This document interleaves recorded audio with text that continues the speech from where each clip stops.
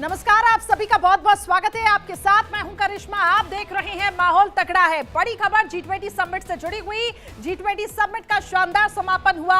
अब से कुछ ही देर के बाद प्रधानमंत्री नरेंद्र मोदी संबोधित करेंगे। इस वक्त की बड़ी खबर आपको बता रहे हैं। G20 समिट से जुड़ी हुई शानदार समापन, और भारत ने जिस तरीके से अध्यक्षता इसकी की है, मेजबानी की है, ऐसे में ये कहा जा रहा है, क्योंकि अब ब्राजील को देखिए इसकी जिम्मेदारी सौंपी गई है अगले G21 समिट की, क्योंकि अब इसमें अफ्रीकन यूनियन शामिल हो चुका है। तो G20 अब G21 कहलाएगा। लेकिन एक भारत ने बार सेट कर दिया, एक पैरामीटर सेट कर दिया है। अब ये देखना होगा कि आगे आने वाले समय में G21 आकर किस तरीके से ब्राजील होस्ट करता है। लेकिन भारत ने शानदार तरीके से इसकी, हम ये कह सकते हैं, इसका आगाज किया और अब शानदार समापन भी हुआ है। थोड़ी देर में बोलेंगे प्रधानमंत्री नरेंद्र मोदी, और आप तक हम वो भाषण भी सुनवाएंगे। लेकिन शानदार समापन भारत की तरफ से, और इसके साथ साथ कई वैश्विक मुद्दों को लेकर बातचीत हुई है और अंतर्राष्ट्रीय स्तर के मुद्दों को लेकर बातचीत हुई है। किस तरीके से भारत अब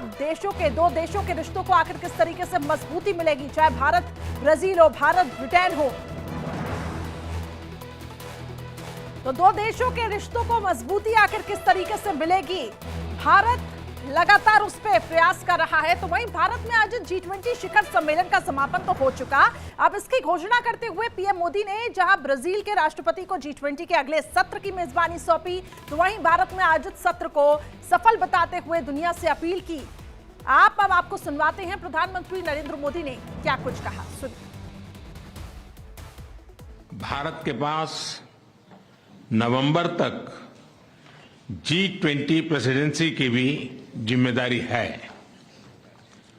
अभी 2.5 महीने बाकी हैं। इन 2 दिनों में आप सभी ने अनेक बातें यहां रखी हैं, सुझाव दिए हैं, बहुत सारे प्रस्ताव रखे हैं। हमारी ये जिम्मेदारी है कि जो सुझाव आए हैं उनको भी एक बार फिर देखा जाए कि उनकी प्रगति में गति कैसे लाई जा सकती है। मेरा प्रस्ताव है कि हम नवंबर के अंत में G20 का एक वर्चुअल सेशन और रखें। उस सेशन में हम इस समिट के दौरान तय विषयों की समीक्षा कर सकते हैं। इन सब की डिटेल्स हमारी टीम आप सभी के साथ शेयर करेगी।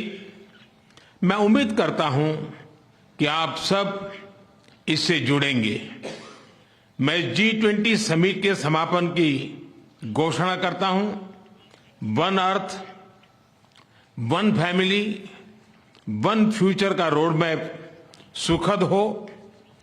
स्वस्ति अस्तु विश्वस्य, यानी संपूर्ण विश्व में आशा और शांति का संचार हो।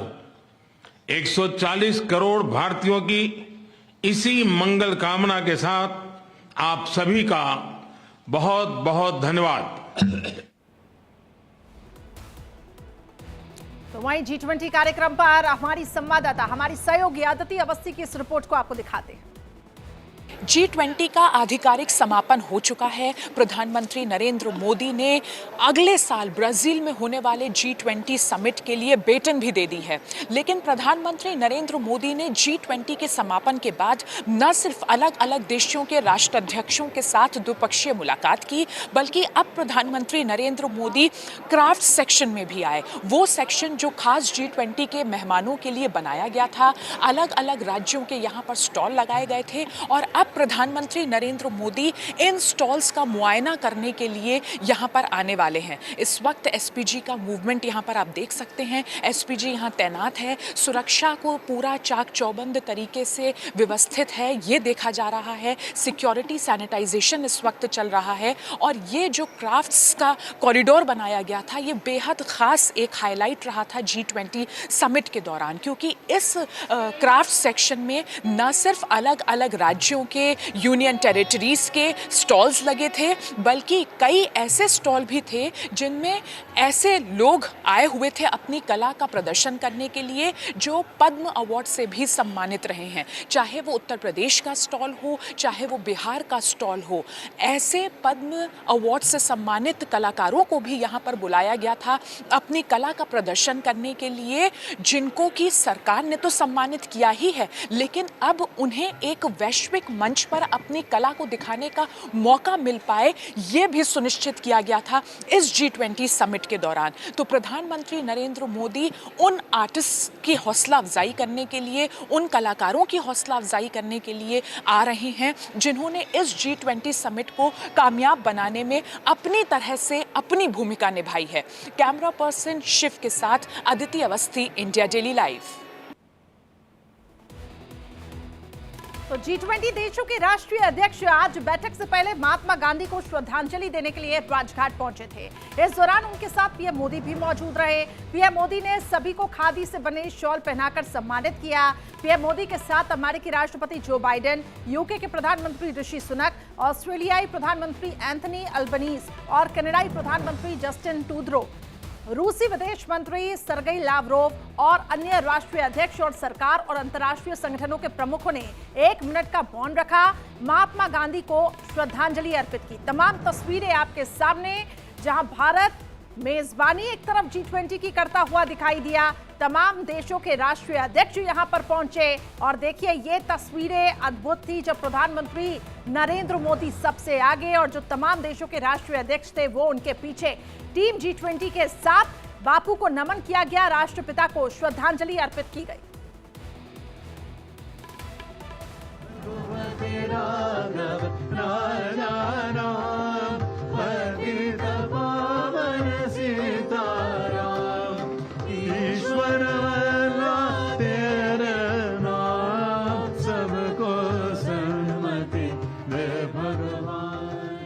बापू को दुनिया का नमन। राजघाट पर विदेशी मेहमान। रघुपति राघव राजा राम। राष्ट्र प्रमुखों ने दी बापू को श्रद्धांजलि। सीताराम रघुपति राघव राजा राम। बापू ने सोचा, पीएम मोदी ने कर दिखाया। आज दुनिया में नए भारत का डंका बज रहा है। G20 की भव्यता की चर्चा पूरे ब्रह्मांड में हो रही है तो शिखर सम्मेलन के दूसरे दिन वर्ल्ड ऑर्डर की एक नई तस्वीर सामने आई। अमेरिकी राष्ट्रपति जो बाइडेन, ब्रिटेन के प्रधानमंत्री ऋषि सुनक, फ्रांस के राष्ट्रपति एमेनुअल मैक्रो, इटली की प्रधानमंत्री जॉर्जिया मेलोनी, बांग्लादेश की प्रधानमंत्री शेख हसीना और तमाम विदेशी मेहमान। ये तस्वीर उस वक्त की है जब G20 के राष्ट्राध्यक्ष महात्मा गांधी को श्रद्धांजलि देने राजघाट पहुंचे, जहां एक बार फिर से प्रधानमंत्री मोदी ने सभी मेहमानों का स्वागत किया।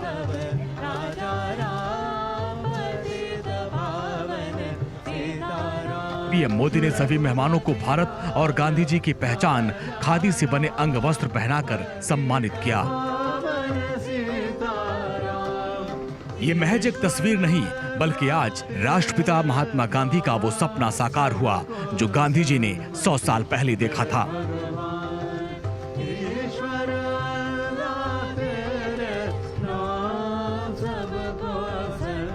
सत्य और अहिंसा के सहारे आजादी की लड़ाई का नेतृत्व करते हुए गांधी जी ने विश्व विजेता भारत का सपना देखा था।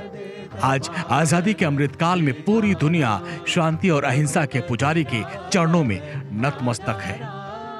दिग्गज देशों के नेता आज गांधी जी का गुणगान कर रहे हैं। गांधी जी के सम्मान में मौन रखकर उन्हें श्रद्धांजलि अर्पित किया।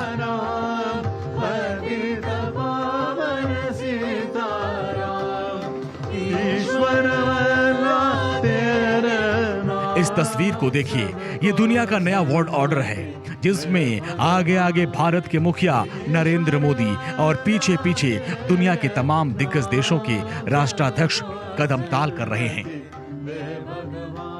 बापू को नमन करने राजघाट पहुंचे विदेशी नेताओं ने गांधी जी की समाधि पर पुष्प अर्पित कर उनके सम्मान में मौन रखा तो प्रधानमंत्री नरेंद्र मोदी ने सभी मेहमानों को गांधी जी के विचारों और उनके त्याग से रूबरू करवाया।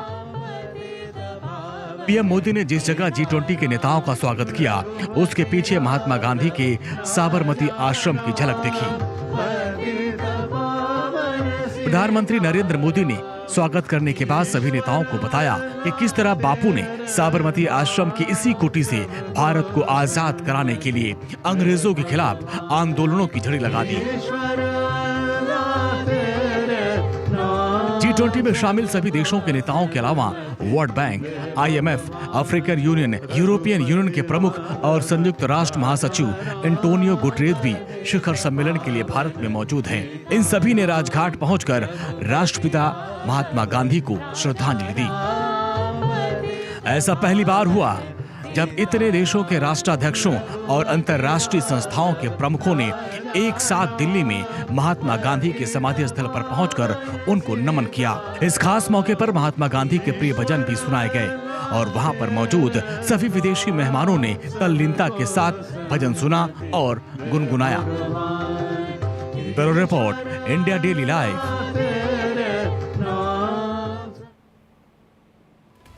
वहीं G20 की अध्यक्षता पर नया भारत जहां दुनिया को नई दिशा दिखा रहा है, तो वहीं विदेशी मेहमानों को अपनी विरासत की झलक का दीदार भी करा रहा है। तमाम तस्वीरें आपके सामने, भारत के विश्व गुरु होने की तस्वीर। पहली तस्वीर जो आप देख रहे हैं, भारत मंडपम में नटराज की अष्ट धातु से बनी प्रतिमा। दूसरी तस्वीर आप देख रहे हैं, प्रधानमंत्री मोदी ने भारत मंडपम में विदेशी मेहमानों का स्वागत किया। वहीं आपको बता दें, कोणार्क चक्र की झलक भी यहाँ पे दिखाई दी और 13वीं शताब्दी में इसका निर्माण जिस तरीके से हुआ था। तो ये आपको 4 तस्वीरें दिखा रही हैं जहां भारत ने विदेशी मेहमानों का आखिर स्वागत किस तरीके से किया। मेरी सहयोगी आदिति ग्राउंड जीरो से इस वक्त जुड़ चुकी हैं। आदिति, भव्य आगाज और भव्य समापन, क्या कुछ आप देख पा रही हैं वहां पर? बिल्कुल बिल्कुल जी करिश्मा, देखिए इस वक्त मैं भारत मंडपम में ही हूँ। G20 समिट का औपचारिक तौर पर समापन हो चुका है, लेकिन अभी भी यहाँ पर प्रधानमंत्री नरेंद्र मोदी अलग अलग देशों के नेताओं के साथ, राष्ट्राध्यक्षों के साथ द्विपक्षीय वार्ता कर रहे हैं। इसके अलावा इस वक्त एक और महत्वपूर्ण कार्यक्रम है प्रधानमंत्री नरेंद्र मोदी का यहीं भारत मंडपम में। अब से कुछ ही देर बाद, या यूँ कह लीजिए कि कुछ ही मिनटों के बाद, जो सूत्र बता रहे हैं उसके मुताबिक प्रधानमंत्री नरेंद्र मोदी जो क्राफ्ट्स ऑडिटोरियम, जो क्राफ्ट्स एग्जीबिशन ऑडिटोरियम यहाँ बनाया गया था, वहाँ जाएंगे। ये ऐसा ऑडिटोरियम था जिसको खास तौर पर भारतीय संस्कृति और सभ्यता की और आर्टिफैक्ट्स की झलक दिखाने के लिए मेहमानों के सामने लगाया गया था, सजाया गया था। ये एक बड़ा सा ऑडिटोरियम है जिस पर एक रिपोर्ट भी मैंने इंडिया डेली लाइव पर अपने दर्शकों को दिखाई थी, जिसमें अलग अलग राज्यों के स्टॉल्स लगाए गए हैं। अलग अलग राज्यों के, यूनियन टेरिटरीज के यहाँ पर स्टॉल्स लगाए गए हैं जिनमें आर्टिफैक्ट्स हैं उन प्रदेशों का या उन जगहों का जो पारंपरिक वेशभूषा है वो वहाँ पर शोकेस की गई हैं। और साथ ही उनमें से कुछ ऐसे ऑडिटोरियम हैं, कुछ ऐसे स्टॉल्स हैं, जैसे उत्तर प्रदेश का स्टॉल है, साथ ही बिहार का स्टॉल है, जहाँ पद्म अवार्ड से सम्मानित कलाकार भी हैं। पिछले 2 दिन से वो लोग यहाँ पर हैं, अपनी कला का प्रदर्शन कर रहे हैं, चाहे वो मधुबनी पेंटिंग का हो या फिर अपनी ब्रॉन्ज पर अपनी कारीगरी का हो, उसका प्रदर्शन कर रहे हैं। और प्रधानमंत्री नरेंद्र मोदी जो हमेशा वोकल फॉर लोकल की बात करते हैं, वो अब इस समापन के बाद, इस औपचारिक प्रोग्राम के समापन के बाद वहां आने वाले हैं। वहां एसपीजी इस वक्त डिप्लॉय कर दी गई है, पूरे एरिया का सिक्योरिटी सैनिटाइजेशन हो चुका है और प्रधानमंत्री नरेंद्र मोदी वहां जाकर जो वहां के आर्टिसंस हैं, जो वहां पर जिन्होंने स्टॉल लगाए हैं और साथ ही जो वहां पर लोग हैं, उन सब से मिलेंगे, कारीगरों से मिलेंगे, पद्म अवार्ड से सम्मानित जो वहाँ पर जो आर्टिस्ट हैं उनसे मुलाकात करेंगे। और प्रधानमंत्री नरेंद्र मोदी वहाँ अलग अलग स्टॉल्स में जाकर अगर उन्हें कुछ पसंद आएगा तो वहाँ से लेंगे भी, ऐसी उम्मीद वहाँ पर जो स्टॉल में मौजूद लोग हैं वो कर रहे हैं। तो और इस वक्त तो बस हम लगातार ये बता रहे हैं कि प्रधानमंत्री नरेंद्र मोदी पिछले 3 दिन से, अगर हम बात करें कि प्रधानमंत्री नरेंद्र मोदी ने अपने आधिकारिक आवास पर 7 लोक कल्याण मार्ग पर अमेरिका के राष्ट्रपति जो बाइडेन से मुलाकात की थी, बांग्लादेश की प्रधानमंत्री शेख हसीना से मुलाकात की थी। इसके अलावा भी वो अलग अलग डेलीगेट्स से मिले, राष्ट्राध्यक्षों से मिले। कल जो 2 सेशन हुए, 1 अर्थ 1 फैमिली, और आज जो सेशन हुआ वन फ्यूचर, इन तीनों सेशंस के दौरान और इसके इतर भी जितनी भी द्विपक्षीय बातचीत हुई, चर्चाएं हुई, इन सब के दौरान प्रधानमंत्री नरेंद्र मोदी का जो जोर था वो वैश्विक एकता पर तो था ही, इस पर तो था ही कि जो तमाम मुद्दे इस वक्त पूरी दुनिया फेस कर रही है, चाहे वो नेचुरल कैलामिटीज़ की वजह से हो, जिस तरीके से प्राकृतिक आपदाएं आ रही हैं अलग अलग देशों में, चाहे वो भूकंप हो, बाढ़ हो, इनकी वजह से जो दिक्कतें देश फेस कर रहे हैं उनमें साथ आकर मदद की जाए। अर्थव्यवस्थाएं जो इस वक्त बहुत ज़्यादा सफ़र कर रही हैं इन प्राकृतिक आपदाओं की वजह से, उनको लेकर उन देशों की मदद की जाए, इस पर तो जोर दे ही रहे हैं। साथ ही प्रधानमंत्री नरेंद्र मोदी का जोर इस बात को लेकर भी है कि भारत में जो G20 समिट हुआ है, तो जो तमाम 29 देशों के मेहमान यहाँ आए थे, उन 29 देशों के मेहमानों को हर जगह जहाँ जहाँ वो गए उन्हें भारत की संस्कृति की झलक ज़रूर देखने को मिले, और ऐसा हुआ भी। प्रधानमंत्री नरेंद्र मोदी ने इन 2 दिनों में जो मेहमान आए थे उनको, चाहे कल अगर हम भारत मंडपम में राष्ट्रपति द्रौपदी मुर्मू ने जो डिनर ऑर्गेनाइज किया था, उस दौरान भी वहाँ पर संगीत का कार्यक्रम रखा गया था, लोक संगीत का कार्यक्रम रखा गया था। इसके अलावा आज भी जो 29 देशों से मेहमान आए हैं, अलग अलग देशों के प्रतिनिधि मंडल, वहाँ के मीडिया के लोग, वर्ल्ड मीडिया के लोग, उन सबको क्राफ्ट्स ऑडिटोरियम ज़रूर ले जाया जाए, और साथ ही एक जेस्चर के तौर पर उन सभी को एक टोकन अमाउंट भी उनके नंबर्स पर, जो उनके रजिस्टर्ड नंबर्स थे, उन पर दिया गया था, ताकि वो UPI पेमेंट कर अपनी पसंद का सामान उस क्राफ्ट्स ऑडिटोरियम से ले पाएँ। और अब प्रधानमंत्री मोदी, जो जानकारी मिल रही है उसके मुताबिक, कुछ ही देर में क्राफ्ट्स ऑडिटोरियम पहुंचने वाले हैं और खुद उन आर्टिस्ट की वहां पर हौसला अफजाई करेंगे जिन्होंने पिछले 2 दिन में इस कार्यक्रम को, और ये तो 2 दिन हैं जो कार्यक्रम हुआ, इससे पहले महीनों से इसकी तैयारी चल रही थी। तो प्रधानमंत्री नरेंद्र मोदी उन सब की हौसला अफजाई करने, उन सबको शाबाशी देने के लिए पहुंचने वाले हैं। तो आप देखिए, प्रधानमंत्री नरेंद्र मोदी को भी इस बात का एहसास है कि ये कितना बड़ा एक इवेंट था, एक बड़ा वर्ल्ड लेवल का इवेंट जो इंडिया ने ऑर्गेनाइज किया भारत मंडपम में। इसको पूरी तरीके से पूरा किया गया और इसके सारे कार्यक्रम यहाँ पर हुए। इसके अलावा जो तमाम राष्ट्राध्यक्ष थे आज राजघाट गए महात्मा गांधी को श्रद्धा सुमन अर्पित करने के लिए, ब्रिटेन के PM ऋषि सुनक अक्षरधाम मंदिर गए। तो हर जगह जिस तरीके से व्यवस्था की गई थी कि कोई भी गलती ना हो, कोई भी ना तो मेहमानों को कोई दिक्कत हो और ना ही आम लोगों को किसी भी प्रकार की दिक्कत हो, इस बात का बहुत तैयारियां भी देख रही हैं, बता भी रही हैं कि भारत ने किस तरीके से शानदार इसका आगाज किया और उतना ही भव्य हम ये कह सकते हैं समापन भी। लेकिन अब क्योंकि अफ्रीकन यूनियन भी शामिल हो चुका है, तो G20 अब G21 कहलाएगा। ब्राजील के लिए कहीं ना कहीं भारत ने एक बार सेट कर दिया, और ये बात खुद वहां के लोगों ने भी कही है। बिल्कुल ये बात ब्राज़ील के राष्ट्रपति लूला डी सिल्वा ने भी कही जब उनको G21 जो अब होगा 2024 के लिए अध्यक्षता, और साथ ही जब ब्राज़ील मेज़बानी करेगा, तो उसके लिए जब बेटन थमाया गया, जब उनको प्रधानमंत्री नरेंद्र मोदी ने जो सिंबॉलिक बेटन होता है वो दिया कि अब आप इसके आगे की बागडोर संभालेंगे, तो ब्राज़ील के राष्ट्रपति ने अपनी खुशी जाहिर की, प्रधानमंत्री नरेंद्र मोदी के साथ अपने अच्छे संबंधों का जिक्र किया, भारत की मेज़बानी की तारीफ की, भारत में की गई तैयारियों की तारीफ की, और साथ ही ये भी कहा कि ब्राज़ील के लिए एक बार सेट हुआ है, हाई स्टैंडर्ड सेट किया है भारत ने, और उसे मैच करने में ब्राज़ील को बहुत मेहनत करनी पड़ेगी और ब्राज़ील ये प्रयास करेगा। तो हर लिहाज से, अगर आप कूटनीतिक लिहाज से देखें तो जिस तरीके से नई दिल्ली घोषणा पत्रों को मंजूरी दिलाई गई, तो कूटनीतिक लिहाज से ये जो समिट था ये सक्सेसफुल रहा। अगर हम भारत की संस्कृति सभ्यता के प्रचार प्रसार के लिहाज से देखें तो ये समिट बहुत कामयाब रहा, और अगर हम भारत की वैश्विक स्तर पर, विश्व मंच पर पकड़ की बात करें और पकड़ के लिहाज से देखें कि भारत कितना पावरफुल प्लेयर बना है पिछले कुछ सालों में वर्ल्ड लेवल पर, तो उसके लिहाज से भी G20 के कामयाब समापन से बड़ा कोई सबूत नहीं हो सकता। करिश्मा। बिल्कुल आपने ठीक कहा, क्योंकि हर लिहाज से ये जो समिट थी वो काफ़ी ज़्यादा अहम भी थी और जो तैयारियां भारत की तरफ से की गई वो देखने वाली बात थी। लेकिन अब ब्राज़ील के लिए जिस तरीके से हम ये कह रहे हैं कि एक बार सेट हो चुका है, ये देखना होगा कि G21 आखिर अब किस तरीके से ऑर्गेनाइज किया जाता है। लेकिन एक बात है अदिति, एक बड़ा मैसेज यहाँ से चीन को भी गया है, एक बड़ा मैसेज यहाँ पे पाकिस्तान को भी गया है। हालांकि पाकिस्तान अब हर मोर्चे पर विफल नजर आ रहा है, लेकिन चीन ने जिस तरीके से मजबूरन हम ये कह सकते हैं अफ्रीकन यूनियन को शामिल करने की हामी भरी, तो चीन पर भी अब दबाव लगातार बढ़ता जा रहा है।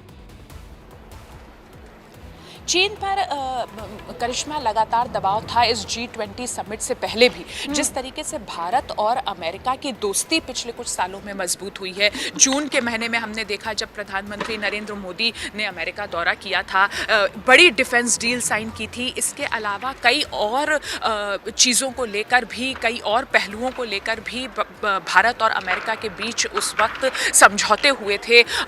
उसमें चाहे हिंदुस्तान में कुछ फाइटर जेट्स के इंजन बनाने के लिए प्लांट लगाने की बात अमेरिका ने कही हो, सेमीकंडक्टर्स बनाने के लिए प्लांट लगाने की बात अमेरिका ने कही हो, या हिंदुस्तान में अमेरिका ने अपने 2 और दूतावास खोलने की बात कही हो और पेशकश दी हो। इन सब बातों को लेकर चीन की चिंता लगातार बढ़ती जा रही थी। और अब जिस तरीके से अमेरिका के राष्ट्रपति जो बाइडेन आए G20 में शामिल होने के लिए, और एक होता है करिश्मा अपनी मौजूदगी दर्ज कराना कि आपने एक टोकन प्रेजेंस दिखाई, और एक होता है बहुत ही गर्मजोशी के साथ हर चीज़ में, हर प्रोग्राम में शामिल होना। तो जो बाइडेन का जो ये दौरा था हिंदुस्तान का, ये एक बहुत ही कामयाब दौरा इस लिहाज से कहा जाएगा हिंदुस्तान के लिए कि अमेरिका के राष्ट्रपति हर चीज़ में शामिल हुए।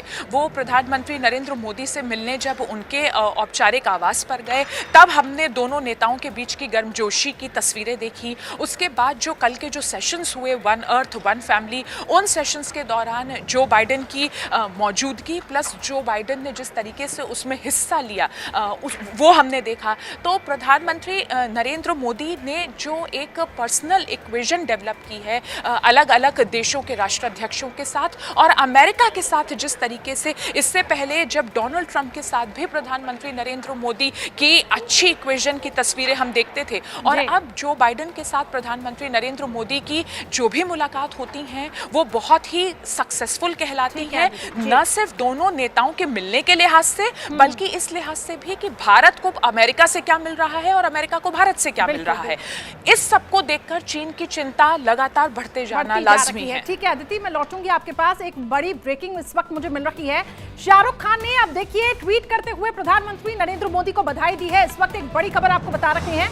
शाहरुख खान ने G20 की सफलता के लिए पीएम मोदी को बधाई दी और ये कहा कि ये भारतीयों के लिए सम्मान और गर्व की बात है। आपके नेतृत्व में देश आगे बढ़ता जा रहा है, एकजुटता से पूरी दुनिया खुशहाल होगी। शाहरुख खान ने, बॉलीवुड एक्टर शाहरुख खान ने ट्वीट करते हुए प्रधानमंत्री नरेंद्र मोदी को भी बधाई दी और साथ ही ये भी कहा कि आपके नेतृत्व में भारत देखिए किस तरीके से आगे बढ़ता जा रहा है। G20 की सफलता के लिए पूरा श्रेय उन्हें दिया और ये कहा कि ये भारतीयों के लिए सम्मान और गर्व की बात है। तो बड़ी खबर इस वक्त की आपको बता रखी है। बॉलीवुड एक्टर शाहरुख खान ने देखिए अब यहाँ पे बधाई दी है प्रधानमंत्री नरेंद्र मोदी को और ये कहा कि आपके नेतृत्व में देश आगे बढ़ता जा रहा है, एक नई शक्ति के तौर पर उभरा है। अदिति लगातार मेरे साथ बनी हुई है क्योंकि ग्राउंड जीरो पर अदिति लगातार इस G20 समिट को अब तक कवर करती आई हैं, तो इसकी भव्यता को लेकर भी हम यहाँ पर बात कर रहे हैं। साथ ही भारत किस तरीके से मजबूत हुआ है इस पे भी हम चर्चा कर रहे हैं। अदिति, जो घोषणा पत्र भी सामने आया था उसमें यूक्रेन युद्ध का जिक्र था, लेकिन बात पर आ रही थी करिश्मा, हम करिश्मा हम बात करें G20 समिट और उसके दौरान नई दिल्ली घोषणा पत्र में क्या क्या अहम बातें थी उसकी तो हम लगातार बात करते ही रहे हैं, लेकिन जो शाहरुख खान ने प्रधानमंत्री नरेंद्र मोदी को बधाई दी है वो इस वक्त की सबसे बड़ी खबर है। शाहरुख खान ने लिखा है, जब प्रधानमंत्री नरेंद्र मोदी ने एक ट्वीट किया था जिसमें उन्होंने productive discussions at the G20 summit for a better planet और एक वीडियो ट्वीट किया था अब से 6 घंटे पहले, उस पर शाहरुख खान ने लिखा है, congratulations congratulations to Honorable PM Narendra Modi ji for the success of India's G20 presidency and for fostering unity between nations for a better future for the people of the world. It has brought in a sense of honor and pride into the hearts of every Indian. Sir, under your leadership, we will prosper not in isolation but in oneness. One earth, one family, one future. तो देखिए, भारत के सबसे बड़े film stars में से एक शाहरुख खान भी इस बात को मानते हैं कि प्रधानमंत्री नरेंद्र मोदी जो सबका साथ, सबका विकास और सबके प्रयास से विकास की बात करते हैं, उसी की बात यहाँ पर शाहरुख खान ने भी की। उन्होंने जो G20 की थीम थी, one earth, one family, one future, उसका जिक्र करते हुए प्रधानमंत्री नरेंद्र मोदी को बधाई दी है। उससे कुछ देर पहले हमने देखा था गृह मंत्री अमित शाह ने प्रधानमंत्री नरेंद्र मोदी को इस सक्सेसफुल G20 समिट का संचालन करने के लिए, उसको ऑर्गेनाइज करने के लिए, उसे पूरा करने के लिए बधाई दी थी। और अब अलग अलग वॉक ऑफ लाइफ से लोग आकर प्रधानमंत्री नरेंद्र मोदी को बधाई दे रहे हैं और उनमें प्रमुखता से नाम सामने आ रहा है शाहरुख खान का।